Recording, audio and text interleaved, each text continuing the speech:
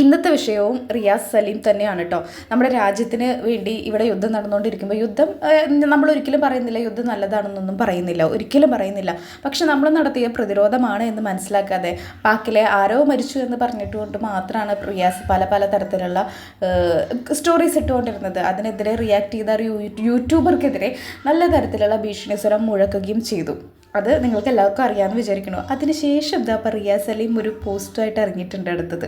വേറെ ഒന്നുമല്ല, മാപ്പ് പറഞ്ഞുകൊണ്ടാണ്. മാപ്പെന്ന് ഉദ്ദേശിക്കുന്നത് ഞാൻ ഇങ്ങനെയൊന്നും അല്ല ചിന്തിച്ചത്, ഞാൻ ഇങ്ങനെയൊന്നും അല്ല പറഞ്ഞത്, ഞാൻ എൻ്റെ രാജ്യത്തെയാണ് സ്നേഹിക്കുന്നത്, അവിടെയുള്ള ജനങ്ങളിലാണ് എൻ്റെ ശ്രദ്ധ എന്നൊക്കെ പറഞ്ഞുകൊണ്ട് റിയാസ് സലീം ഞാൻ ആഗ്രഹിക്കുന്നത് നാളെ ഒരു സമാധാനപരമായിട്ടൊരു ജീവിതമാണ് ആഗ്രഹിക്കുന്നത്, അങ്ങനെയുള്ള ഒരു അന്തരീക്ഷമാണ് ഞാൻ ആഗ്രഹിക്കുന്നത് എന്നുള്ള തരത്തിലെല്ലാം റിയാസ് സലീം അതിനെ മാറ്റി തിരിക്കുകയാണ് ചെയ്തത്. ബാക്കി സ്റ്റോറിയൊക്കെ മുക്കിയെങ്കിലും നമുക്ക് കണ്ടവർക്ക് എല്ലാവർക്കും മനസ്സിലായിട്ടുണ്ട് അത് എന്താ എങ്ങനെയാണ് പറഞ്ഞതെന്നുള്ളത്. പറഞ്ഞ രീതി ഒരിക്കലും ശരിയായിരുന്നില്ല.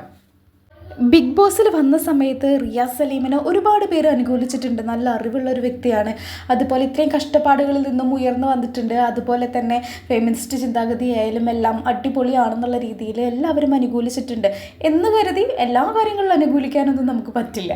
ഈ കാര്യങ്ങളിലൊക്കെ ഒരു രാജ്യവിരുദ്ധത തന്നെയാണ് റിയാസ് സലീം പങ്കുവച്ചിട്ടുള്ളത് തൻ്റെ സ്റ്റോറികളിലൂടെ എന്ന് നമുക്ക് വ്യക്തമായിട്ട് ആ സ്റ്റോറികൾ കണ്ടാൽ തന്നെ മനസ്സിലാക്കാൻ സാധിക്കും. അതിനെതിരെ ഒന്ന് റിയാക്ട് ചെയ്ത ഒരു യൂട്യൂബർക്കെതിരെ ഭീഷണി സ്വരം മുഴക്കുകയും ചെയ്തു. അവസാനം ഒന്നും നടക്കില്ല എന്ന് കണ്ടപ്പോൾ ആൾ ചൂട് മാറ്റുകയും ചെയ്തു കേട്ടോ. അതാണ് അതിൽ ഏറ്റവും പ്രധാനം. ജയ് ഹിന്ദ് എന്ന് ലാസ്റ്റ് പറയിപ്പിച്ചില്ലേ. ഇതൊന്നും പേടിച്ചുകൊണ്ട് വരേണ്ടതല്ല, നമ്മുടെ മനസ്സിൽ നിന്ന് തന്നെ ഉരുത്തിരിഞ്ഞ് വരേണ്ടതാണ്. നമ്മൾ നമ്മുടെ രാജ്യത്തിന് വേണ്ടിയുള്ള ജവാന്മാരോടാണ് നമ്മൾ നന്ദി കാണിക്കേണ്ടത്, അവരെ അഭിമാനപൂർവ്വം നമ്മൾ ഓർക്കണം എന്നൊക്കെ ഈ ഒരു ചിന്താഗതി നമ്മുടെ മനസ്സിൽ നിന്ന് വരേണ്ട സംഭവങ്ങൾ തന്നെയാണ്. സ്വന്തം നാടും വീടും മുറ്റവരും ഭക്ഷണവും ഉറക്കവും ഒന്നുമില്ലാതെയാണ് ജവാന്മാർ നമ്മുടെ അതിർത്തി കാക്കാനായിട്ട് പോയിട്ടുള്ളത്. അതിർത്തി കാക്കാൻ പോയവർ മെയിനായിട്ട് ചെയ്യുന്നത് അവിടെ പ്രതിരോധ പ്രവർത്തനമാണ്.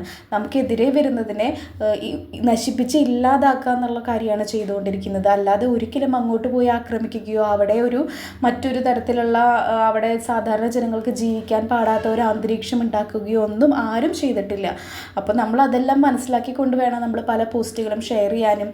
യുദ്ധത്തിന് എല്ലാവരും എതിരാണ്. യുദ്ധം എന്ന് പറയുന്നത് ആർക്കും നല്ലത് ഉണ്ടാക്കുന്ന ഒന്നല്ല, നഷ്ടങ്ങൾ മാത്രം വരുത്തി വെക്കുന്ന ഒരു സംഭവമാണ് യുദ്ധം. റിയാസ് സലീമിനെ എല്ലാം മനസ്സിലായെന്ന് തന്നെയാണ് കരുതുന്നത്. നമ്മുടെ രാജ്യത്തിനോടാണ് കൂറ്, നമ്മുടെ ജനങ്ങളോടാണ്, നമുക്ക് ചുറ്റുപറ്റി നടക്കുന്ന ജനങ്ങളോടാണ് അവരോടാണ് ഏറ്റവും അധികം സ്നേഹം കാണിക്കേണ്ടത്. ബാക്കിയുള്ളവരുടെ സ്നേഹം വേണ്ടാന്നല്ല. പക്ഷേ നമുക്കെതിരെ വരുന്ന ഒരു കാര്യത്തിന് നമ്മൾ എന്തായാലും തുടച്ചു നീക്കുക തന്നെ വേണം. ശരിക്കും പറഞ്ഞാൽ അത് റിയാസ് സലീമിന് ഇപ്പോൾ മനസ്സിലായിട്ടുണ്ടെന്ന് തോന്നുന്നു ഈ ഒരു സ്റ്റോറിയിലൂടെ. പെട്ടെന്ന് യുദ്ധം എന്ന് കേൾക്കുമ്പോൾ പറഞ്ഞു പോയതാവാം, അറിയില്ല. പക്ഷേ രാജ്യവിരുദ്ധത എന്നുള്ള തരത്തിലുള്ള ഒരു സ്റ്റോറി ആയിരുന്നു പങ്കുവച്ചിരുന്നത്.